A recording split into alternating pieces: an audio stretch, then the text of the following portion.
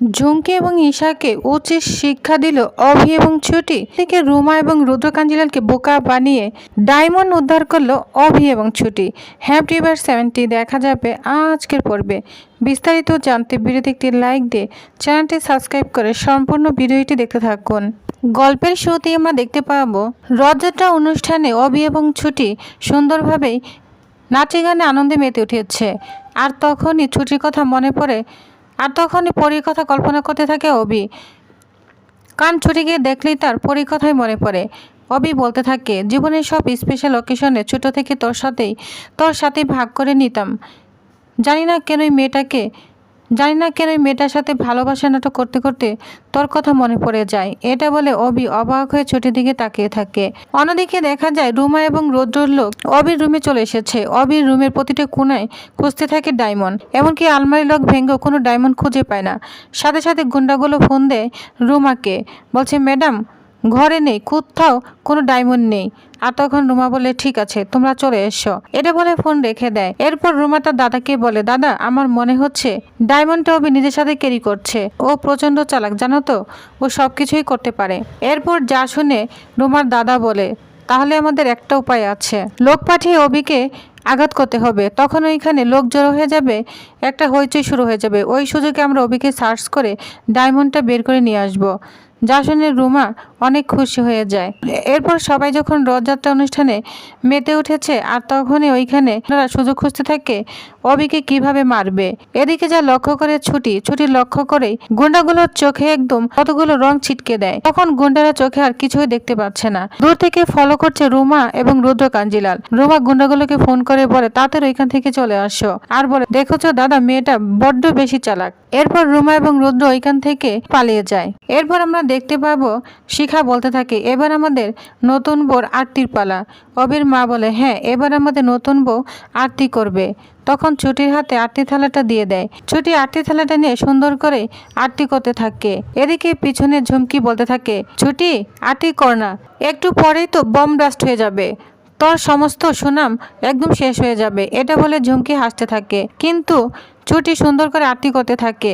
এদিকে ঝুমকি যা দেখে অবাক হয়ে যায়, বলছে বাজিগুলো কেন ফাটছে না। এটা ভেবে ঝুমকি তো অবাক হয়ে যায়। আর তখন অভি এবং ছুটি মিলে দুজনেই সুন্দরভাবে আরতি করতে থাকে, যেটা দেখে ঝুমকি রাগান্বিত হয়ে বাইরে চলে যায়। এদিকে পিছনে পিছনে অভিও চলে যায়। অভি আড়ালে গিয়ে সেই বাজিগুলো ফুটাতে থাকে। একটার পর একটা বাজিগুলো ফুটতে থাকে, আর ঝুমকি তো চিৎকার করতে থাকে। ঝুমকি চিৎকার আওয়াজ শুনে ঈশা, অভির মা, ছুটি সবাই চলে এসেছে। তখন অভির মা বলে, কিরে অভি কিসের আওয়াজ হচ্ছে? ঈশা তখন বলে, ভাই তুই কি করছিল ওর সাথে? তখন অভি বলে, একটা কথাও বলবি না, বলতো দিদি কেন তোরা এগুলো করলি?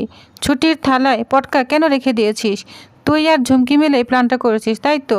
যা শুনে ঝুমকি আর ঈশা তো অনেক ভয় পেয়ে যায়। অভি তখন বলে, জানিস তো আমি পুরো বিষয়টাই ফলো করছিলাম। তুই আর ঝুমকি যখন কথা বলছিলি যে ছুটি যখন আরতি করতে যাবে এই আরতি থালার ভিতরে কতগুলো বাজি ভরে দিবি, আর তখন আমি সব কথাগুলো শুনে নিয়েছি। এরপর আমি তোদের ফলো করেছি। যা শুনে অভির মা পুরোই অবাক হয়ে যায়। অভি তখন বলে, আচ্ছা দিদি তোদের কি সবসময় এসব কত ভালো লাগে? একটা মেয়েকে অযথা কেন হেনস্থ করছিস? সবসময় অপমান করার চেষ্টা করেই যাচ্ছিস, একটু লজ্জা করছে না তোদের? জানো তো মা, এই জন্যই ঝুমকি ম্যাডামের রাখা কালি পটকাগুলো আমি ঝুমকি ম্যাডামের কানের গোড়ে ফাটিয়ে দিয়েছি। এই আওয়াজ শুনে উনি পড়ে গিয়েছে। তখন ঝুমকি বলে, কি বলছো অভি? আমি তো কিছুই জানি না। অভি তখন ধমকাতে থাকে, বলছে একদম বোকা সাজবেন না। আপনি বোধহয় ভুলে গিয়েছেন যে আমার চোখ না চারিদিকেই রয়েছে, আর আপনার যা কাজের বহর আপনার দিকে তো নজর রাখতেই হয়। আমি অনেকক্ষণ আগে থেকেই আপনাদের উপর নজর রেখেছিলাম। ছুটি তখন রাগান্বিত হয়ে যায়, বলছে ঝুমকি রাধাকৃষ্ণের পূজায় ব্যাঘাত ঘটিয়ে তুই শান্ত হসনি তাই তো? আবার আমাকে বিপদে ফেলার জন্য পূজায় অনিষ্ট করতে যাচ্ছিলিস। ওই দিন রাত যাকে ঠামি ঠামি করে বলিস, একবারও ভাবলি না তার মনে কতটা আঘাত লাগবে? তুই এসে পুজো নিয়ে ছেলে খেলা শুরু করে দিলি। তোকে বলেন আর কোনো লাভ নেই, যা তুই সবার সঙ্গে আনন্দ কর, তুই এখান থেকে চলে যা। তখন ঝুমকি রাগান্বিত হয়ে এখান থেকে চলে যায়। এদিকে অবির মা এসাকে অপমান করতে থাকে, বলছে জানিস তো আমার ভাবতে লজ্জা করে, তুই আমার মেয়ে, পুজোর দিনটাও তুই খেয়াল রাখলি না। ছি। এটা বলে এসাকে অপমান করতে থাকে। এরপর অভি, ছুটি এবং তার মা সবাই মিলে জগন্নাথ দেবের পূজা করতে যায়। এদিকে অভি এবং ইন্দ্র দুজনে মিলে প্ল্যান করতে থাকে। অভি তখন ইন্দ্রকে ডায়মন্ড দিয়ে বলে, এই নে ডায়মন্ডটা, নিজের কাছে যত্ন করে রাখবি, বুঝতে পেরেছিস? যেটা দূর থেকে ফলো করে রুমা এবং রুদ্র। তখন বলে, চলো দাদা, এবার থেকে ক্যাবলাচরণকে শায়েস্তা করে কোনো ব্যাপারই হবে না। এরপর ইন্দ্র একা একা হাঁটছে, আর তখনই গুন্ডাগুলো ইন্দ্রকে পাকড়াও করে তার কাছ থেকে ডায়মন্ডটা নিয়ে যেতে চায় এবং তাকে মারধর করবে। বলছে মারধর করো কেন, ডায়মন্ড নিবে তো নাও। এরপর ডায়মন্ডটা দিয়ে ওইখান থেকে চলে যায়। রুমা এবং রুদ্র অনেক খুশি হয়ে যায়। তখন তারা খুশি মনে ডায়মন্ডের প্যাকেটটা খুলতে গেলে দেখা যায় ডায়মন্ড তো নেই, সেখানে এক টুকরা কাগজ রয়েছে, যা দেখে রুমা এবং রুদ্র তো অনেক রাগান্বিত হয়ে যায়। তখন চিরকুটটা পরে বুঝতে পারে যে তাদের বোকা বানানো হয়েছে। এটা ভেবে রুমা এবং রুদ্র অনেক রাগান্বিত হয়ে যায়। রুমা তখন বলে, দাদা ওদের না ছাড় দেওয়া যাবে না, বুঝতে পেরেছ? ওদের একটা উপায় হেস্তনেস্ত করতেই হবে, যেভাবেই হোক কোর্টের ডেটের আগে আমাদের ডায়মন্ড উদ্ধার করতেই হবে। তখন বলে, হ্যাঁ ঠিক বলেছিস। এটা বলে দুজনেই তো অনেক রাগান্বিত হয়ে যায়। এরপর আমরা দেখতে পাবো ছুটি এবং অভি যখন জগন্নাথ দেবের পূজায় ব্যস্ত, তখন অভি ছুটিকে বলে, জানেন তো ডায়মন্ডটা কিন্তু আমার আলমারিতেই আছে, একটু চোখ কান খোলা রাখবেন, বুঝতে পেরেছেন? তখন ছুটি কানে কানে গিয়ে বলে, না না, ওইটা কিন্তু আপনার আলমারিতে নেই, ওইটা আমি আড়ালে সরে রেখেছি। তো সমস্ত কিছু বলে দেয় অবিকে। অবি যা শুনে অবাক হয়ে যায়। এদিকে ঘরে এসে অবি ছুটি সেই লকারটা ঠিক করতে থাকে। লকার আলাকে সুন্দর করে চা বিস্কিট খাওয়াতে থাকে ছুটি, অবি এবং ইন্দ্র মিলে। তখন তাকে অনেক খাতে যত্ন করে বের করে দেয়। এরপর ইন্দ্র সেখান থেকে চলে যায়। ছুটি তখন বলে, আচ্ছা হিরণময় আঙ্কেল যখন আমার জন্য সমন জারি করেছে, তাহলে তো আমাকে কোর্টে যেতেই হবে। অবি তখন বলে, হ্যাঁ যেতে তো অবশ্যই হবে, শুধু গেলেই হবে না, হিরণময় আঙ্কেল আপনাকে অস্বস্তিকর প্রশ্নও করতে পারে। যা শুনে ছুটি অবাক হয়ে যায়। তখন বলে, এবার তো আমার বিয়ে নিয়ে প্রশ্ন আসবে, বাবা থাকবে সামনে, আমি আর মিথ্যে কিভাবে লুকাবো? এতদিন তো যেভাবেই হোক লুকিয়ে গিয়েছি, আমি আর মনে হয় লুকাতে পারবো না।